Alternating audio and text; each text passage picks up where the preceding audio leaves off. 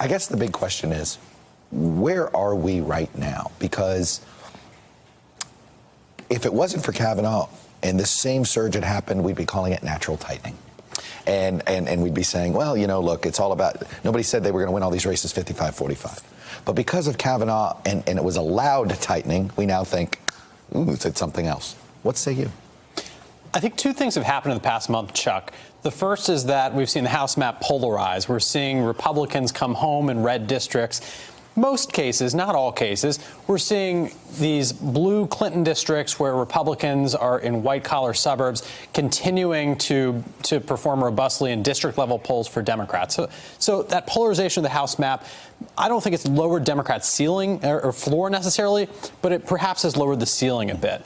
And the second thing that's happened is we've seen this green wave of Democratic cash, where these Democrats are just raising stunning sums of money, even in districts that we're considering likely or safe for the Republicans. So I think that has the potential to produce some late momentum for Democrats, perhaps some surprises. But right now I'm in the 25 to 35 seat range. Could that mean all this extra money that's out there? Does that mean a whole bunch of races that are normally 70-30 end up 55-45, but the Republican still holds it? But the national number, you think, oh my God, but it would certainly have an impact on what the national vote looked like?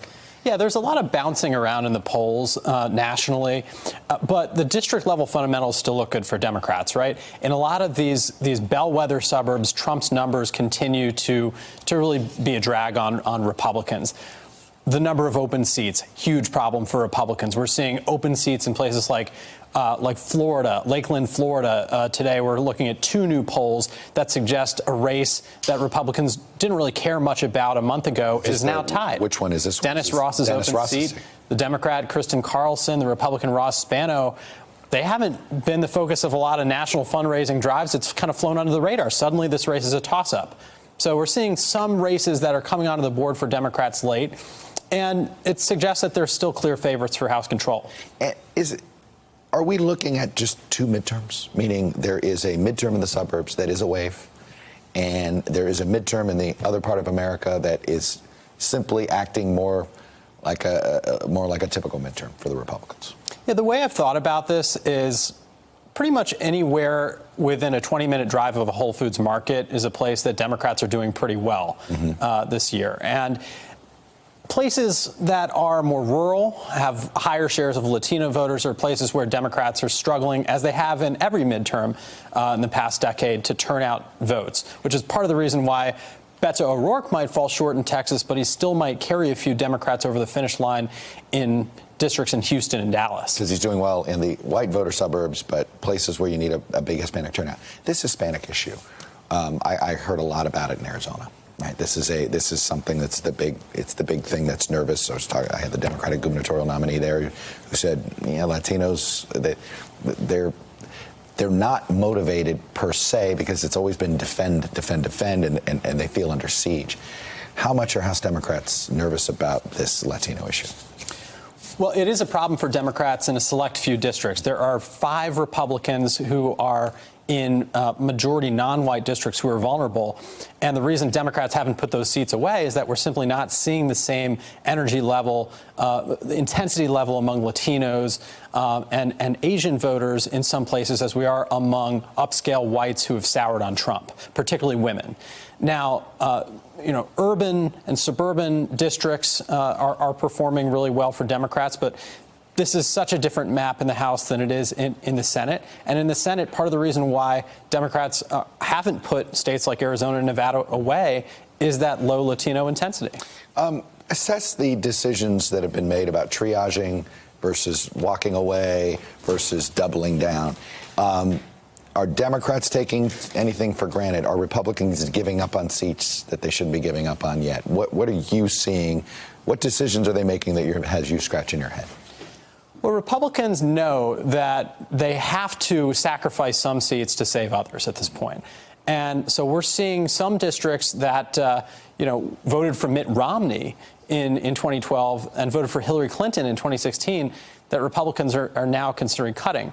So the suburbs of Kansas City, Kevin Yoder is trailing Sharice Davids, who's an openly gay attorney, MMA fighter, Native American running in Johnson County, Kansas. That's a surprise to me. I wouldn't have guessed that would happen a couple months ago. Well, Eric Paulson in Minnesota. They're walking away. It's not that they're doing well, but the Republicans are saying, yeah, we can't win. Right. And yet, we haven't necessarily seen Republicans pull the plug on people like Mimi Walters in California yet. And you don't get that. Or entirely. You're just sitting there going, they probably should.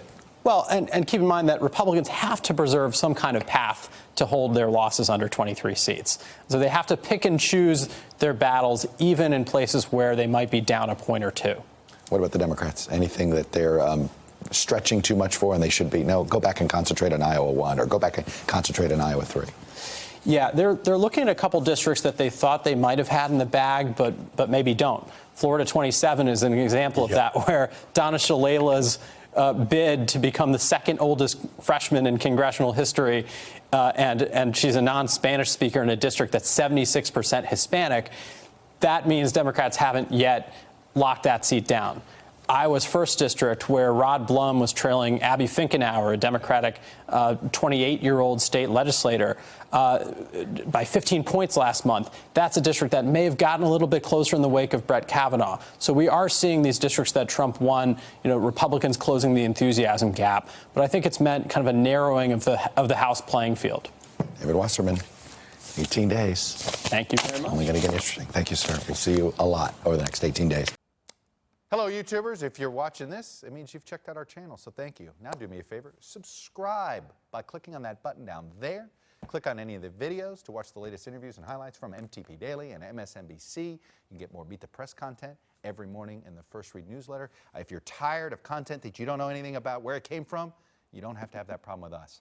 NBC News, MSNBC, MTP, and the Meet the Press mindset right here for you on YouTube. Subscribe now.